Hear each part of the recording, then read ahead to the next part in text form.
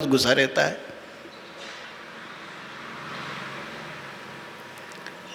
उसको अपने ही घर में प्रताड़ना मिलती है और बेटा अगर कमाई के लिए जाए और कमा करके ले आए तो 36 बुराई भी कर तो रहा है ना। क्या बोलते बन, कर तो रहा है ना। कमाऊ पुत बेटा आता है तो कैसी सहानुभूति आ जाती है, और पूरा धर्मात्मा बेटा पैदा हो जाए तो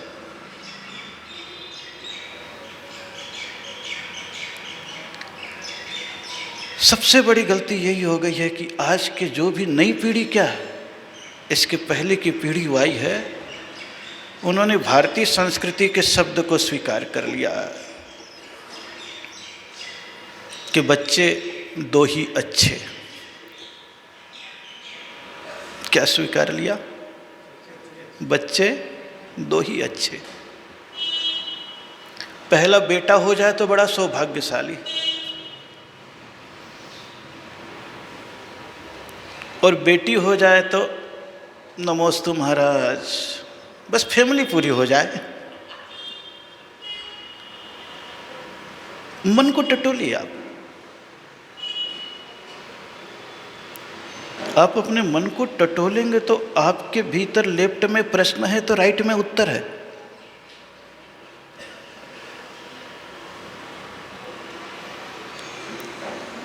क्योंकि जिस सांप के मुख में जहर होता है उसी सांप के सिर में मणि भी होती है, उसी को उतारने की।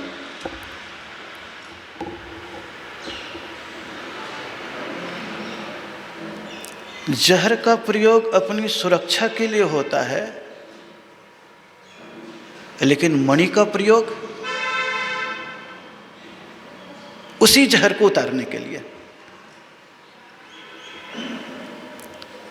साधन दोनों दे दिए हैं, अपनी सुरक्षा के लिए उसे जहर दे दिया है, तो दूसरे को काट खाया है, उसकी सुरक्षा के लिए उसे मणि दे दी है।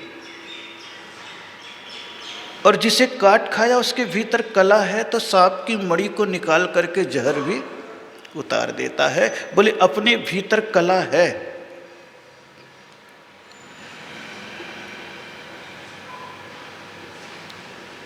अपने भीतर कला है और धर्म के प्रति पूरी रुझान वृत्ति है, तो बोले दुनिया का जहर भी उसके जीवन में आए, कोई मनाही नहीं है, लेकिन हमारे पास उसको उतारने की मणि भी आ जाए। धन कमाने की कला अगर उसे सिखा रहे हैं तो धर्म कमाने की कला भी उसे देने की चेष्टा करें। विरासत में केवल वैभव ही देने की चेष्टा न करें, विरासत में अपनी धार्मिक वृत्ति भी देने की चेष्टा करें। लेकिन जिंदगी में कभी भाव पैदा नहीं होता है कि हम विरासत में उन्हें दें। स्थिति वर्तमान में ऐसी ही हो गई है जैसे आजकल राजनीति में सुनते हैं ना आजकल राजनीति में कि तुम्हारा बेटा तो सड़कों पर धर्म का नारा लगाए और मेरा बेटा नेता का विदेश में जाके पढ़ लिख के यहां आए। अगर भीतर से आप सोचेंगे तो ऐसे ही महसूस होता है, हमारा बेटा तो अच्छा कमाए धमाए, पढ़े लिखे, मस्त रहे, और बाकी जो जनरल है उनके बच्चे भीड़ में आके धर्म करें।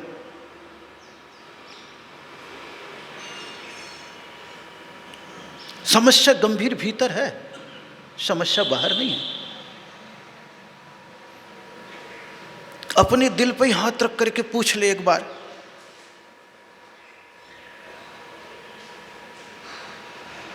आपको स्वयं उत्तर मिलेगा।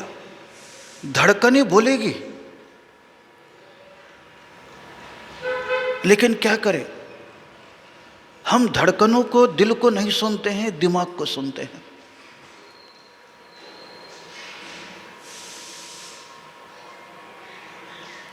अपने अनुकूल हम दिल को चुनते हैं, दिमाग को नहीं चुनते। दिमाग में अगर भाव भी पैदा हो जाता है तो फिर प्रश्न उठाते हैं, नहीं यार ऐसा ठीक रहेगा कि ऐसा ठीक रहेगा।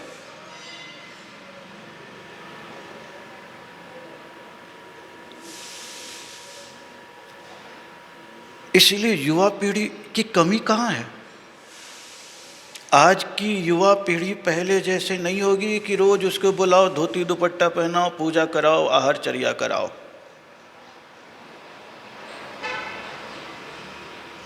धर्म का रूप बदल गया है। आजकल की युवा पीढ़ी अगर है तो उत्सव प्रिय हैं। क्या है?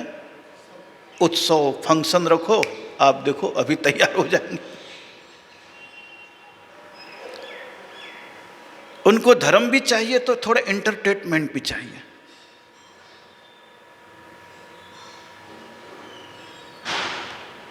धन भी चाहिए तो पीसफुल वातावरण भी चाहिए। इसलिए आजकल के लोग सर्विस को पसंद करते हैं। आराम से 6 घंटे की ड्यूटी दो, पूरी तनख्वाह मिले, टिप टॉप फिटपाट रहो, बाकी पेंशन में सब मिल जाएगा, मजे से जिंदगी कट जाएगी।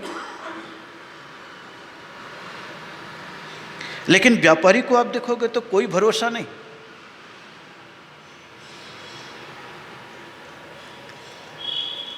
उस व्यापारी को पकड़ने वाले ही इतने अफसर पैदा हो गए हैं कि कब उस व्यापारी का आप सर कर दे कुछ पता नहीं।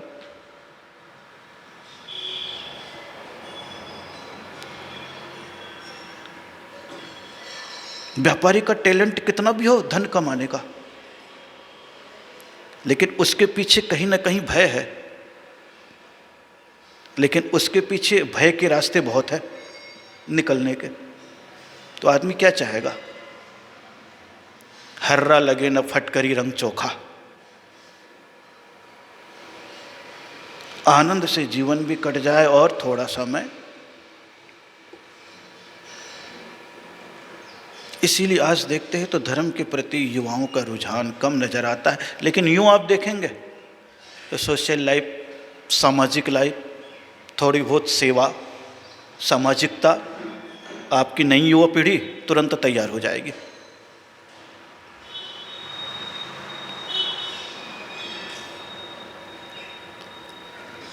समाज में कई बार साहस भी नहीं कर पाते हैं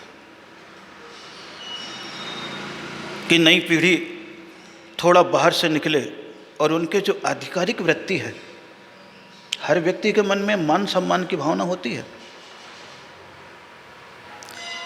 नई पीढ़ी के लोग कौन से लेन में ज़्यादा जाना चाहते हैं कि कम उम्र में भी बड़े का सम्मान मिल जाए। आज देखिए किसी भी बच्चे से आप पूछते क्या पढ़ेगा, IAS करेंगे, चाहे बुद्धि कमजोर है, लेकिन तमन्नाएं कितनी जागृत कर दी। अगर 22 साल में कोर्स कर लिया तो बेचारा 55 साल का भी सैल्यूट मारेगा। उस समय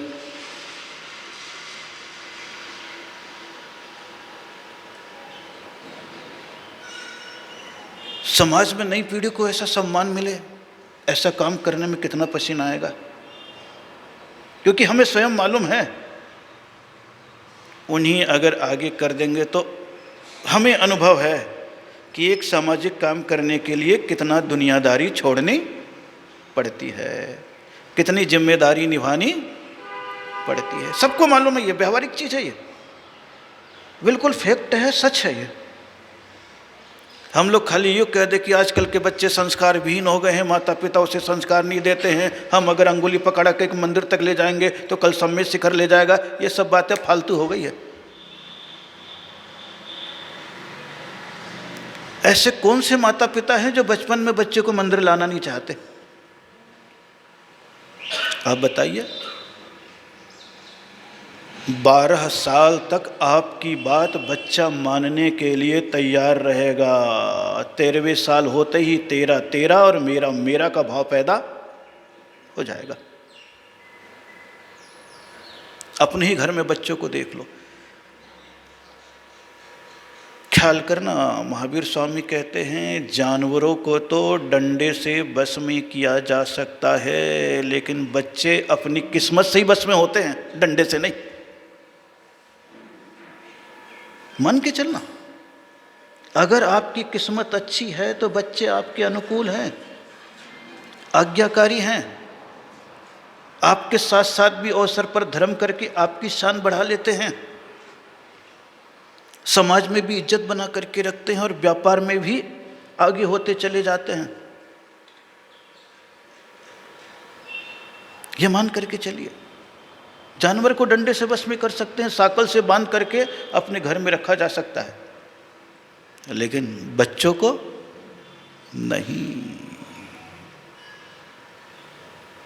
बच्चे के मन में डालना पड़ता है वो भाव, और बचपन से ही डालना पड़ जाता है। बचपन से क्या, यौवन में जैसी प्रवेश करता है, किशोरावस्था में प्रवेश करता है, तब किस ओर ले जाना है उसके भाव डाले थे। किशोर कहते ना आप, किशोर का मतलब ये छोटा सा समय होता उसका, 8 साल तक बचपना है,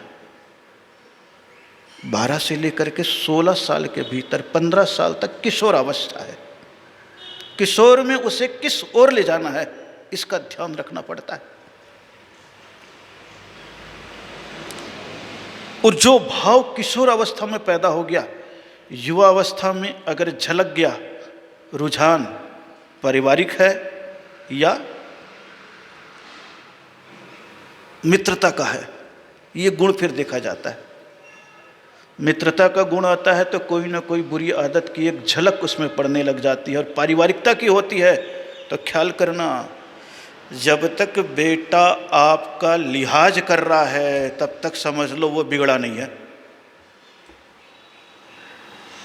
और जिस दिन आपका लिहाज करना बंद कर दिया समझ लेना मेरे हाथ से अलग हो गया। ये मान करके चलो। अगर बेटा व्यसनी भी हो, तंबाकू भी खा रहा है, बीड़ी सिगरेट भी पी रहा है, और उधर से देखा पापा आ रहे और तुरंत फेंक के साफ कर रहा, छुप रहा है, समझ लेना अभी बिगड़ा नहीं है, अभी केवल बिगाड़ने वाले मिले हैं उसे, बिगड़ा नहीं है। और जिस दिन वो भय समाप्त हो गया, जय जिनेंद्र, अब तुम्हारे हाथ में कुछ भी नहीं बचा। सोचो, केवल भीतर से सोचो, कितनी स्थिति गंभीर है। बच्चों को आप बोलते हो, बच्चियों को देखो खुले आम कॉलेज में छोड़ दोगे, लेकिन अगर मंदिर, सत्संग, धर्म में अगर आ गई तो प्रश्नवाचक चिन्ह लग जाएंगे।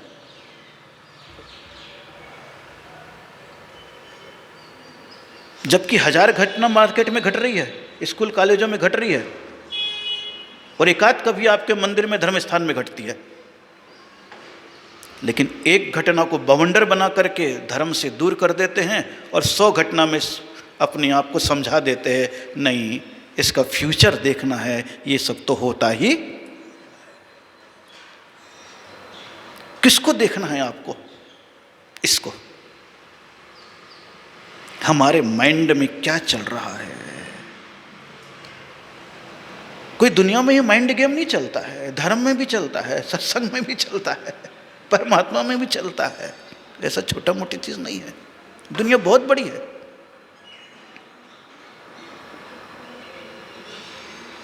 इसीलिए महावीर ने कह दिया है, किशोर अवस्था में किशोर जा रहा है।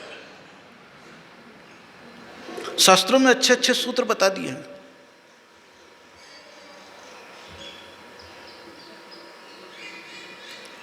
कि जब तक बच्चा दूध पी रहा है तब तक लालन करो, अनाज खाने लग गया है पालन करो, बाहर घूमने लग गया है ताड़न करो। लालन, पालन, ताड़न, और तुम्हारा जूता उसके पांव में आ जाए तो मित्र बना लो।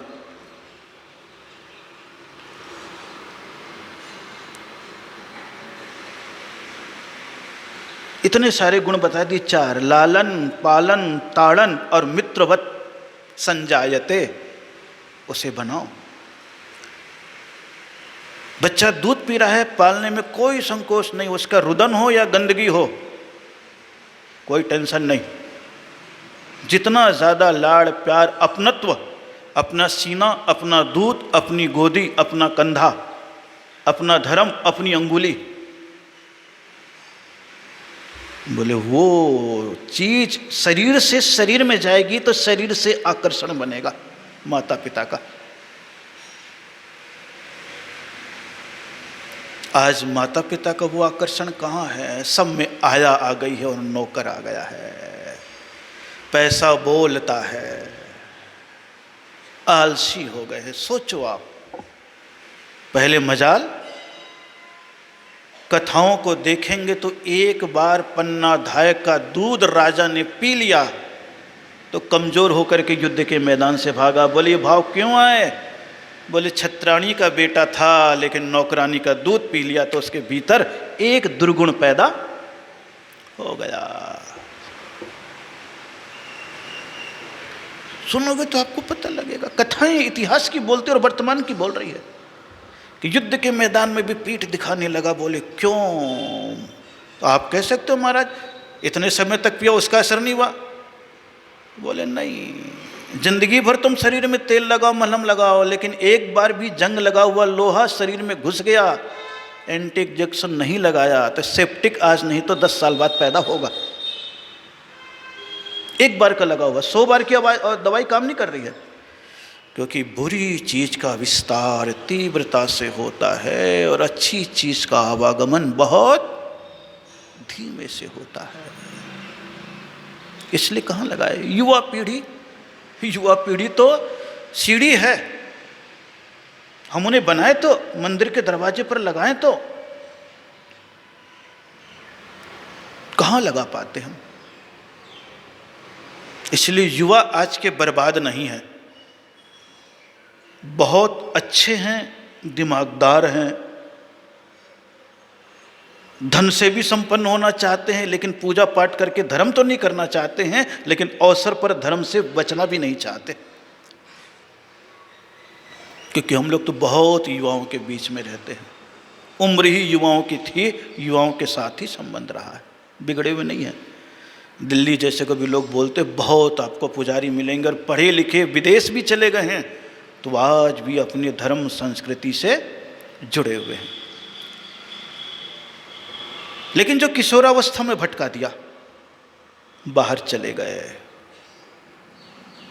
हॉस्टल भेज दिया, घर से बाहर है, ये बोल रहा है, तो आप अपनी मानसिकता को देखेंगे तो महसूस होगा बच्चा क्या पढ़ रहा है इस बात की चिंता नहीं है, मेरा बेटा कहाँ पढ़ रहा है इसके कॉलर हिलाने में घूम रहे हो।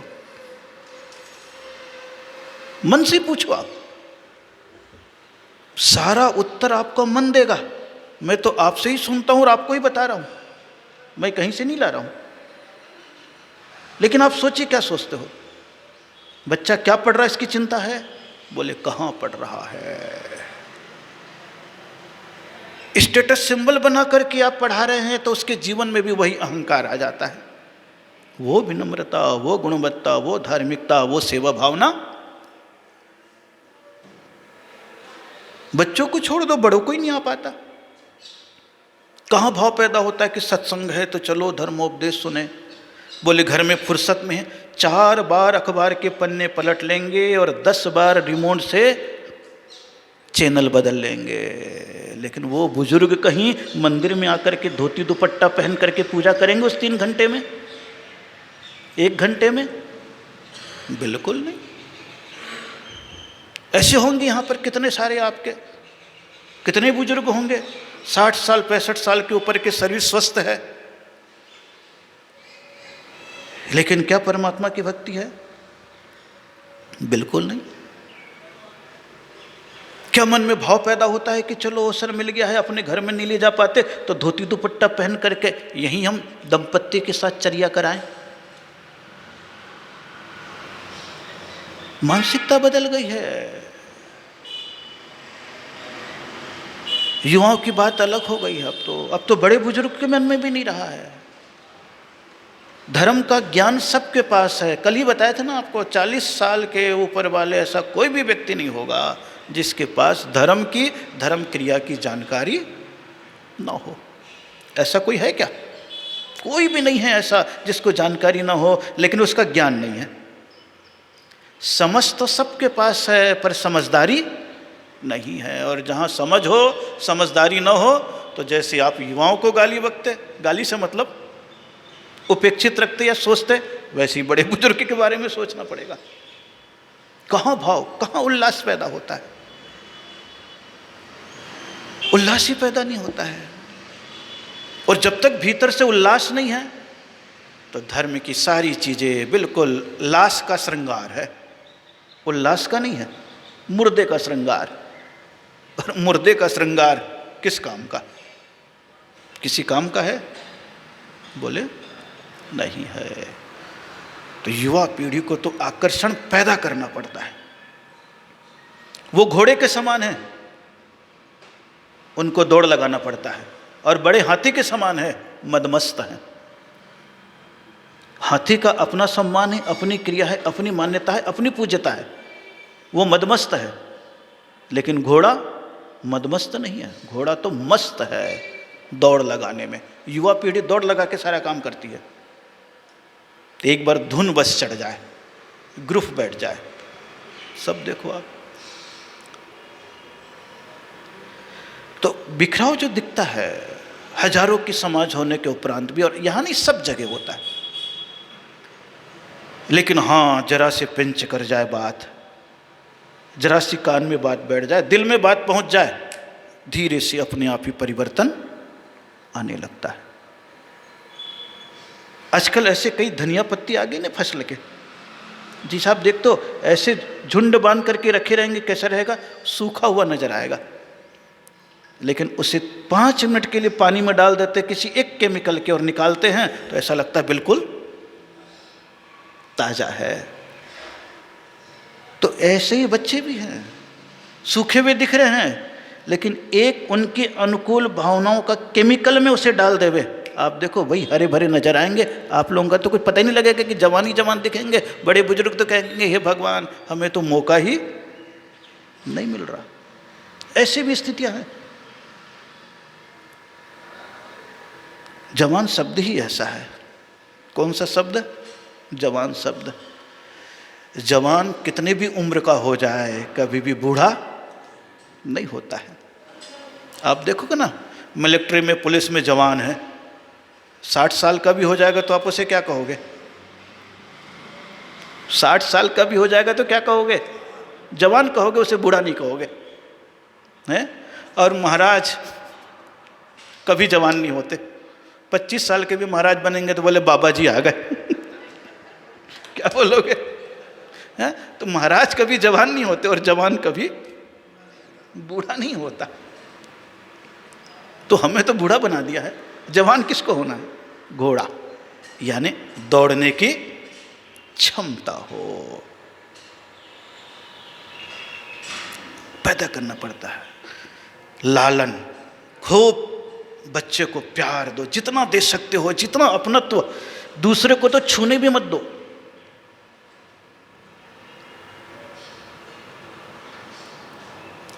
क्योंकि उसकी छाया पड़ेगी।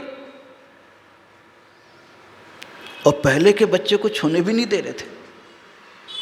अपने घर में ही माता पिता या उसके परिवार के सदस्य उसकी निगाहें खुले तो अपनों को ही देखे, किसी पराये को न देखे। और कितने समय तक? बोले 45 दिन तक। कितने दिनों तक?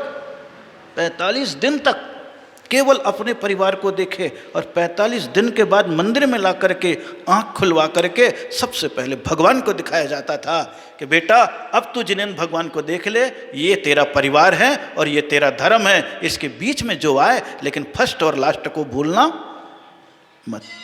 45 दिन के बाद आप लोगों को भी लाया गया होगा, माँ लाई होगी, गीत गाते हुए लाई होगी। बाप तो गायब हो जाता था, माँ ही लाती थी। लेडीज ही लेडीज लाती है, जेंट्स तो गायब हो गया। लेकिन लेडीज और जेंट्स यानी माता और पालन, जितना ज़्यादा डाल दिया प्रेम। फिर लालन, बच्चे की गतिविधि अब घुटने के बल आगे बढ़ गई है। लाल है देख, उसकी हर हरकत से उसके भविष्य को समझ। किससे?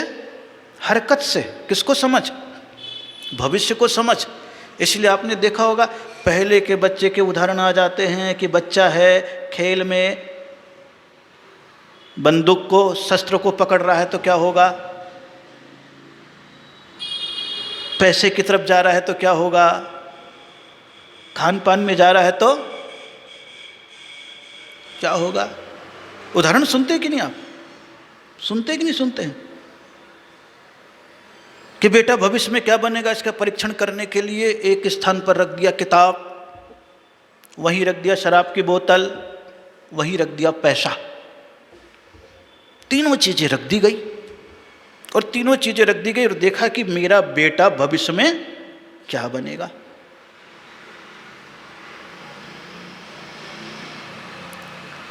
जैसे उसको देखा तो बेटा तो बड़ा तेज, उसने शराब पी, पैसा जेब में रखा, किताब उठाई, चलता बना। पिताजी ने कहा मेरा बेटा तो नेता बनेगा। क्या बनेगा, नेता बनेगा। बोले धार्मिकता भी आ रही है, पैसा भी आ रहा है और आदत भी।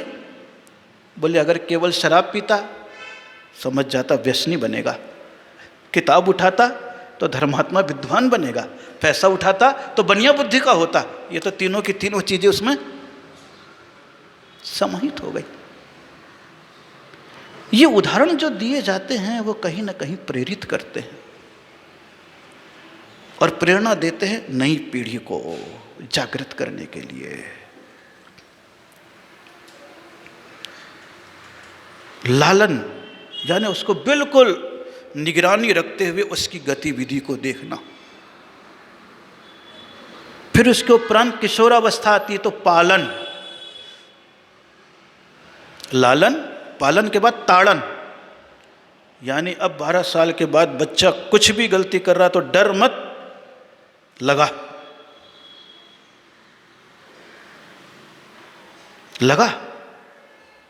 पाश्चात्य लोगों ने उस बात को पकड़ लिया, कानून बना दिया कि बच्चे को अगर मारोगे तो तुम्हें सजा होगी, क्योंकि वो चाहते थे बच्चे व्यसनी बने, नास्तिक बने, अधर्मात्मा बने।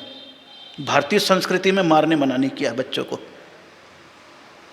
भारतीय संस्कृति कह देती है जब तक बेटा बाप के 2-4 जूते न खा ले तब तक विश्वास ही न हो कि मेरा ही बेटा है, उसके बाद भी उफ तक न करे और वो उदाहरण बने कि मेरे पिताजी इस गलती पर ऐसी बात, ऐसी सजा दिए थे, आगे मुझे ऐसा भय पैदा होता है। इसीलिए पिता को भय का रूप माना था, किसको, और माँ को प्रेम का रूप माना था।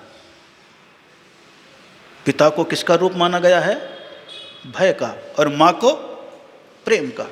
इसलिए बच्चा कहीं गिरता है, चोट लगती है तो आई माँ चिल्लाता है, और कहीं भयानक सीन देख लेगा तो बाप रे क्या बोलेगा।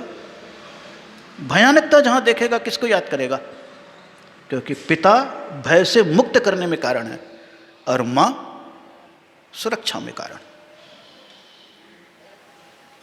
ये व्यावहारिक चीजें हैं और व्यावहारिक चीजें बहुत बड़ी होती है। इसलिए मैं तो कभी नहीं कहता हूं कि आज के बच्चे बिगड़ रहे, अपन उसे सुधरने नहीं दे रहे, उतना अवसर नहीं दे रहे।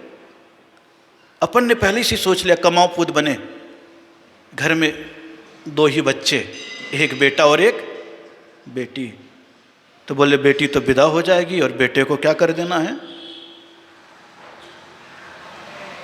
20 साल 25 साल तक उसके पीछे जी तोड़ मेहनत करते हो, केवल पढ़ ले, लाखों निपट जाए, कोई चिंता संस्कार रहे या न रहे।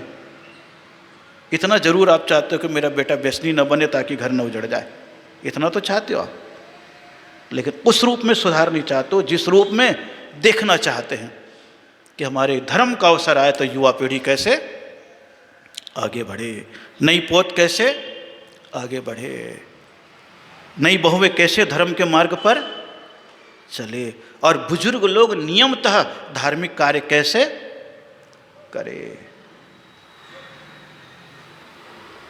इसलिए बुजुर्गों के लिए धर्म को आवश्यक बोला है, जवानों के लिए कर्तव्य बोला है और बच्चों के लिए संस्कार बोला है। बच्चों में धर्म की कार्य जो भी कराओगे वो किस लिए कराओगे, संस्कार के लिए। किस लिए कराओगे, संस्कार के लिए। और युवाओं को कर्तव्य, तेरा काम है, क्या समझ करके, कर्तव्य समझ करके कराओ। और बुजुर्गों को आवश्यक, दुनिया का कोई भी काम हो, फिर भी हमें ये काम तो करना ही करना है। बदल दो थोड़ा सा जीवन। जवानों को लिखा दिया है वर्क इज वर्शिप, तो बुजुर्गों के लिए लिखवा दो वर्शिप इज वर्क। मंदिर भी भरा रहेगा, घर भी शांति रहेगी, धर्म भी चलता रहेगा। लेकिन कहाँ हो पाता है क्या? बोले नमोस्तु महाराज, आपका काम बोलने का, हमारा काम सुनने का, और जैसी खत्म हुआ मिथ्यात्व में नाश में को ज्ञान के, न मिथ्यात्व का नाश होगा न ज्ञान का प्रकाश होगा। बड़ी स्थिति गंभीर है, बहुत गंभीर स्थिति है। लेकिन फिर भी धर्म की चर्चा का उत्तरदायित्व हम लोग को व्यासपीठ में बैठा करके बोलने कह दिया है, तो कहते जरूर है, लेकिन कहना मेरा काम तो करना, इतना अंतर है। और जहां इधर उत्साह पैदा हो गया, इधर को कुछ करने की जरूरत नहीं पड़ती है। इनको तो केवल कल जो बताया माइलस्टोन, कौन सा स्टोन? माइलस्टोन, इतना किलोमीटर, ये काम, दी एंड मामला। सारी जिम्मेदारी इधर आ जाती है। किधर आ जाती है? इधर आ जाती है। तो समझ सबके पास है, समझदारी नहीं है। इसलिए भटका भटका बिखरा बिखरा माहौल नजर आता है। भगवान बढ़ते चले जा रहे हैं और भगत घटते चले जा रहे हैं। आप देख लो, देख लो, आपको स्वयं लगेगा। बड़ी स्थिति बदली हुई। खैर, प्रसंग छिड़ा, थोड़ी देर के लिए आ गया था, तो इतनी सारी बातें हो गई है, 9:15 से ऊपर हो गया है। जिंदगी मिली है, कुछ कर लो तो तुम्हारा जीवन तुम्हारे को पुण्यात्मा बना करके तुम्हारा ही स्थान श्रेष्ठता पर सुरक्षित करेगा। और तुम नहीं कर सके तो जो था वो अभी तुम्हारे हाथों से निकल जाएगा। जो निकले उसके पूर्व अपने भीतर को निकाल लो, संभाल लो। वही तुम्हारी निधि है, वही तुम्हारा धर्म है, वही जीवन है, वही मनुष्य पर्याय का अस्तित्व है, और वही तुम्हारे जीवन का लक्ष्य होना चाहिए। इसी पुनीत भावनाओं के साथ ओम नमः। आपस में हंस के कस के जय जिनेन्द्र।